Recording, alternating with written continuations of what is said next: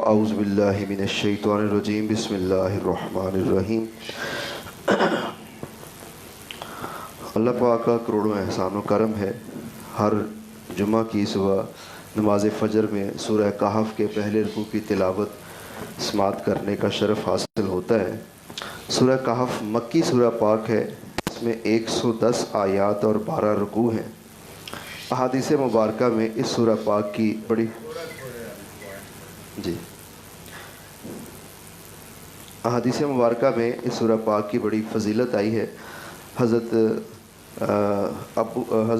अबू सईद खुदरी रज़ी अल्लाह तआला अन्हु आपसे रिवायत है कि नबी करीम सल्लल्लाहु अलैहि वसल्लम ने इरशाद फरमाया कि अगर कोई इस रुकू पाक की इस सूरह पाक की पहली 10 आयात मुबारका ज़ुबानी याद कर ले और जुमा के रोज़ तिलावत करे तो उसके लिए दज्जाल से हिफाजत अल्लाह पाक फरमाते हैं।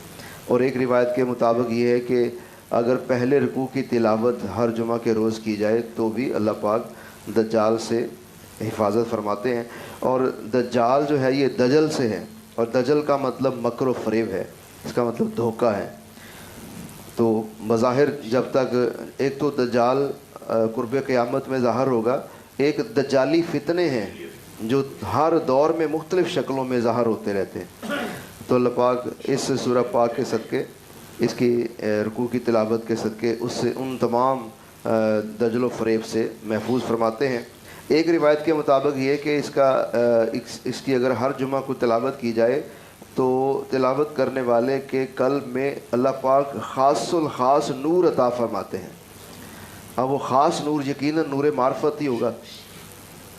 तो ये अल्लाह पाक का एहसान है कि हमें यह शरफ़ हासिल है। तो इस सूरह पाक का एक जो मरकज़ी ख़ुलासा जो पिछले जुमा को भी बयान किया था कि वो जो साहब तहक़ीक़ हैं वो कहते हैं कि दजल या मकर व फ़रेब से बचने के लिए, हाँ जी, उन्होंने बताया कि इंसान को अल्लाह पाक मुख्तलिफ़ हालतों से आज़माते रहते हैं और उसके ऊपर तकरीबन 8 कैफ़ियत जो है उनका तज़किरा किया, जिसमें इज़्ज़त, ज़िल्लत, सेहत, बीमारी, नफ़ा, नुकसान, खुशी, गमी।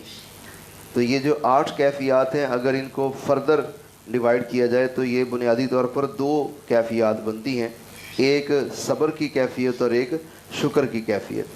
उन्होंने इस पर वजाहत की थी कि ये इस तरह ही है जैसे हमने 2 पर्चे देने हों कि एक पर्चा हमारा सब्र का और एक शुक्र का।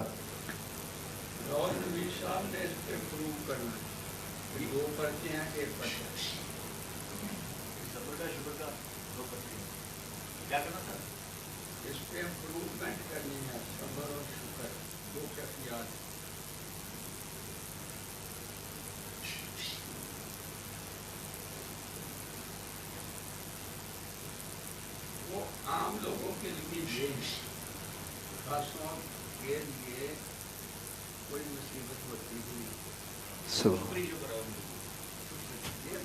आपको मैंने बताना था कि परहेज किया शुक्र किया है कि नहीं? शुक्र ही शुक्र है,